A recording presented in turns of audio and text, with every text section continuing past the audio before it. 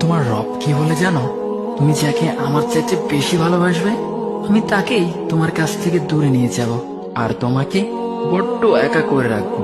তিনি আরো বলেন, কখনো বলবে না যে তাকে ছাড়া আমি বাঁচবো না, কিন্তু আমি তোমাকে তাকে ছাড়াই বাঁচাবো। পিছনে সব আবেগ কেড়ে নিয়ে তোমাকে দিব্যি সামনে এগিয়ে নিয়ে যাব। তুমি কি দেখোনি ঋতুরাও যে 2 মাস পর পর বদলাতে থাকে? ছায়া দেয়া গাছের পাতাও তো শুকিয়ে যায়, আর যখন সবর হারিয়ে ফেলে তখন ঝরে পড়ে।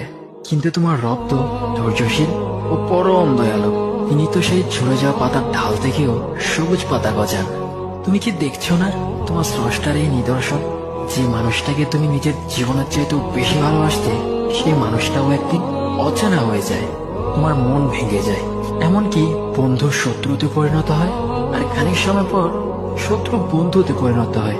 যে মানুষটাকে তুমি নিজের জীবনের অংশ ভাবতে, সে মানুষটাও